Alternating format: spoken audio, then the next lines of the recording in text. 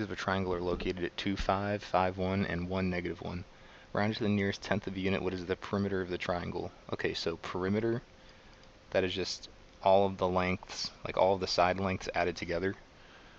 But the issue that we have here is that none of these sides are like horizontal or vertical, so we can't just count. Like when it's diagonal like this, you can't count 1, 2, 3, like it doesn't work that way. There's a distance formula that they teach you in geometry, and it's kind of long and ugly and takes a while, but there's a quicker, easier way.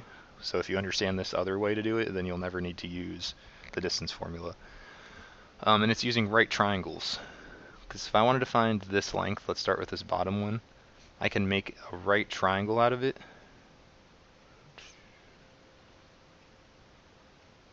So you see how this is a right triangle, and that's the red side is the hypotenuse, here's the right angle. So the thing that we know about right triangles is that they use the Pythagorean theorem, and that will always work for a right triangle. I can count that this side is 2 units, and this side is 1, 2, 3, 4 units.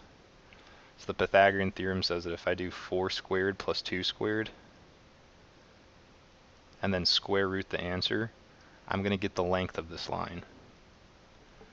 4 squared is 16, and 2 squared is 4, so 16 plus 4 gives me 20.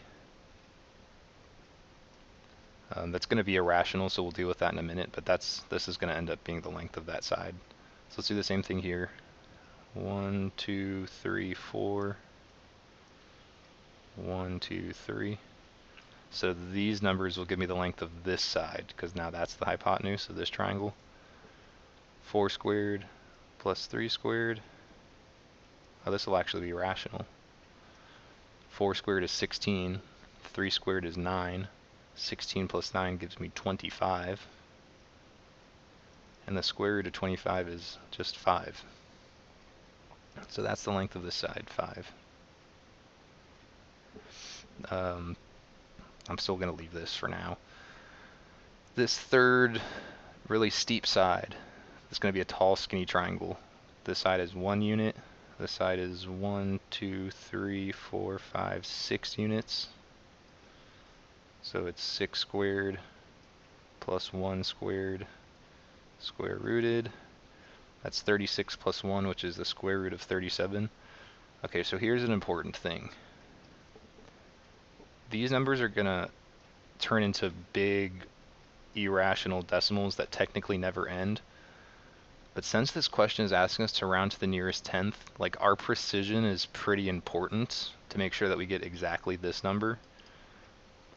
So like I'll show you what I'm talking about. When I put in the square root of 20, I get this big number. And if you just write 4.4 and don't put all these other digits, your answer might not be precise enough to get what they want you to get. So it's a little annoying, but I would really recommend writing every digit. Otherwise, what you're doing is something called intermediate rounding. Intermediate as in you're rounding before the problem is over. And that can lead to some,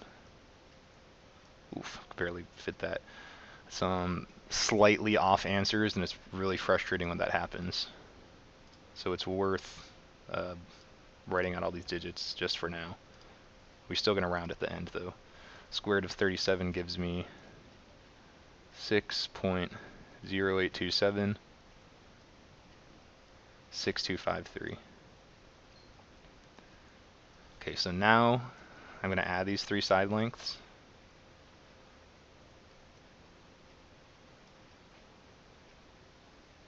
I realized that I didn't, I'm just going to put arrows. This is this side length, 5 is this one, and this is this side length. So now perimeter, I just need to add those 3 numbers up. 6 point blah blah blah plus, so I'm gonna put a bunch of it. 4.47213595 plus, and then luckily our third side is just 5. So I get 15.554 blah blah blah blah blah. Rounding to the nearest tenth means that our last number should be in the tenths place. So if I got 15 point, I'm just going to stop there. Tenths place is right here. So our last number needs to be there. You look at the digit after it, and if it's 5 or higher, it makes this go up. If it's 4 or below, it would just stay a 5, but since this is 5 or higher, this number becomes 15.6. So that is the perimeter of the triangle.